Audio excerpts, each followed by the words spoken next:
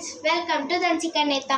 இன்னைக்கு நம்ம என்ன பார்க்க போறோம்னா ஒரு ஹெல்த்தியான ஈவினிங் ஸ்நாக்ஸ் தான் எப்படி பண்றதுன்னு பார்க்க போறோம். எனக்கு ரொம்ப பிடிச்ச ஸ்நாக்ஸ். நான் வீக்லி ஒன்ஸ் ஆச்சு செஞ்சுற ஒரு ஸ்நாக்ஸ். அது என்னன்னு நீங்க கண்டுபிடிச்சிட்டீங்க, அதான் பேன் கேக்குங்க. எனக்கு ரொம்ப பிடிச்ச ஒரு ஸ்நாக்ஸ், ஈவினிங் ஸ்நாக்ஸ்.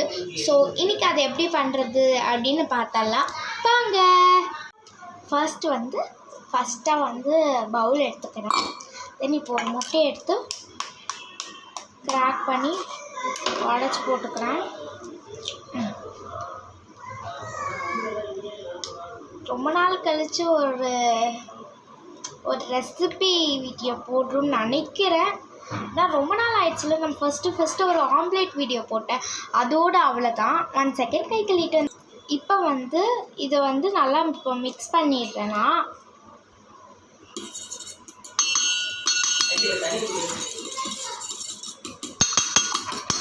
இப்போ இதை நல்லா மிக்ஸ் பண்ணிவிட்டு நான் வந்துடுறேன். இப்போ நல்லா மிக்ஸ் பண்ணிட்டேன். ஸோ இப்போ நான் சர்க்கரை போட்டுக்கிறேன். சர்க்கரை நான் ஒயிட் சுகர் தான் இப்போ ஆட் பண்ணுறேன். நீங்கள் ப்ரௌன் சுகர் கூட ஆட் பண்ணலாம். ரொம்ப அதுவும் டேஸ்ட் அதே டேஸ்ட்டில் தான் இருக்கும். ஸோ நான் இப்போ 2 ஸ்பூன்ஸ் சுகர் ஆட் பண்ணிக்கிறேன். போதும். இதில் அந்த செகண்ட் ஸ்பூன்லேயே கொஞ்சம் நான் எடுத்துட்டேன், இதில் ஆட் பண்ணல. செகண்ட் ஸ்பூன் ரொம்ப கம்மியாக தான் ஆட் பண்ணேன். ஸோ சர்க்கரை நான் ரொம்ப நார்மலாக கம்மியாக தான் ஆட் பண்ணுவேன். நார்மலாகவே கம்மியாக தான் ஆட் பண்ணுவேன். ஸோ இதை நான் நல்லா மிக்ஸ் பண்ணிவிட்டு நெக்ஸ்ட் என்ன ஆட் பண்ணணும்னு சொல்கிறேன். ஸோ இப்போ எவ்வளோ தான் நல்லாவே மிக்ஸ் பண்ணியிருந்தாலுமே நம்மளுக்கு இப்போ சுகர் டிசால்வ் ஆகிருக்காது, அதாவது கரைஞ்சிருக்காது. ஸோ இதில் நம்ம மில்க் ஆட் பண்ணி இது எவ்வளோ மில்க் ஆட் பண்ணணும்னா நான் உங்களுக்கு காட்டுறேன் இல்லைங்க. இப்போ நான் மில்க் எவ்வளோ ஆட் பண்ணேன்னு நீங்களே பாருங்கள். கிட்டத்தட்ட அந்த மில்க் இந்த எக் மிக்ஸ்டரை இது பண்ணுற அளவுக்கு இப்போ பாருங்கள். மிக்ஸ் பண்ணக்கப்புறம் எவ்வளோ எல்லோஷாக வருதுன்னு பாருங்கள். ஸோ இந்த அளவுக்கு எல்லோஷாக வர அளவுக்கு நான் இப்போ மிக்ஸ் பண்ணிக்கிறேன். ஆக்சுவலாக கேமராவில் பார்க்கும்போது ரொம்ப எல்லோஷாக வந்த மாதிரி தெரியல, பட் இப்போ பார்க்கும்போது ஓரளவுக்கு எல்லோஷாக வந்திருக்கு எனக்கு தெரியுது. ஸோ அந்த எக்கு கொஞ்சம் டிசால்வ் ஆகிற அளவுக்கு அந்த எக் மிக்சர் நல்லா டிசால்வ் ஆகிற அளவுக்கு நான் இப்போ மிக்ஸ் பண்ணி எடுத்திருக்கேன். ஸோ இப்போ ரொம்ப தண்ணியாக இருக்க மாதிரி தான் இருக்கும். இப்போ நம்ம மைதா மாவுக்கு பதிலாக நம்ம மைதா மாவுக்கு பதிலாக கோதுமை மாவு சேர்க்க போகிறோம். நான் கோதுமை மாவு சேர்த்து தான் இப்போ வரைக்கும் பண்ணிகிட்ருக்கேன். ஸோ கோதுமை மாவு ஒரு ஹெல்த்தியர் ஆப்ஷனாக இருக்குது மைதா மாவோட. ஸோ நான் இப்போ எடுக்கிறது கிரேஸில் வாங்கின கோதுமை மாவு தான் எடுக்கிறேன். ரொம்ப இது மைதா மாவோட ரொம்ப ஒரு ஹெல்த்தியரான ஆப்ஷனாக எனக்கு பட்டுச்சு. அதுவும் இல்லாமல் எங்கள் வீட்டில் மைதா மாவு நான் வாங்குறதே இல்லை. ஸோ அதோட வேறு மைதா மாவு இல்லாமல் வேறு என்ன ஆப்ஷன் இருக்கோ அதை தான் நாங்கள் இது பண்ணுறோமே தவிர மைதா மாவு வாங்க மாட்டோம். ஸோ இப்போ கோதுமை மாவு ஆட் பண்ணாலுமே கொஞ்சம் தான் ஆட் பண்ணும். ஃபஸ்ட்டு கொஞ்சோடு ஒரு ஸ்பூன் அளவுக்கு கோதுமை மாவு ஆட் பண்ணி மிக்ஸ் பண்ணிவிட்டு அதுக்கப்புறமேட்டு வேணால் கூட நம்ம கொஞ்சமாக தான் நம்ம ஆட் பண்ணணும். ஸோ நான் இப்போ கொஞ்சம் ஆட் பண்ணியிருக்கேன். ஸோ இப்போ நெக்ஸ்ட்டு கொஞ்சம் ஆட் பண்ண போகிறேன். ஒரு ஸ்பூனாக தான் நம்ம ஆட் பண்ணணும், இல்லைன்னா நம்ம நிறையா ஆட் பண்ண மாதிரி ஆகிடும். அதனால தான்.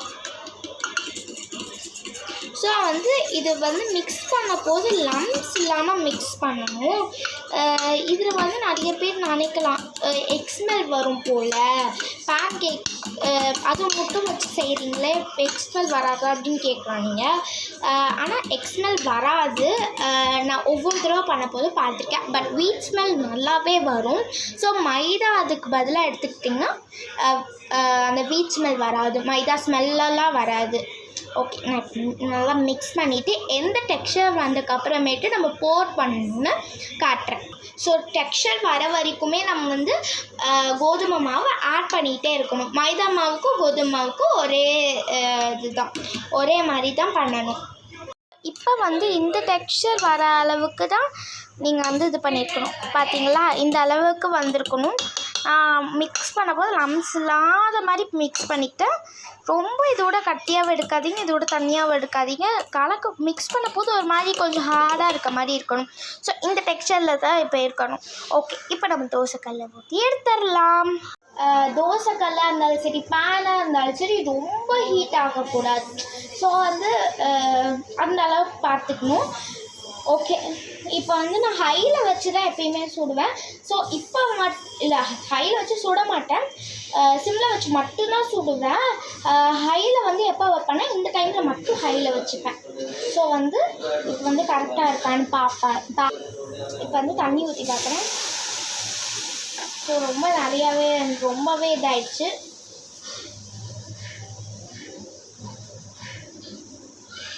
ஓகே, இப்போ வந்து நம்ம வந்து இதை ஊற்ற வேண்டிய டைம் வந்துடுச்சு. ஓகே பாருங்க, இது செம்மையாக வந்திருக்கு. எனக்கு ரொம்ப பிடிச்சிருக்கு இந்த டைம் டெக்ஸ்சரு. ஸோ வந்து நீங்கள் மினி பேன் கேக்காகவும் ஊற்றிக்கலாம், இல்லை வந்து இப்போ நான் ஊற்றுற மாதிரி நார்மலாகவும் ஊற்றிக்கலாம்.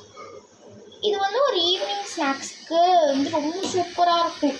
எனக்குலாம் ரொம்ப பிடிக்கும் இந்த பேன் கேக்னாவே டக்குன்னு.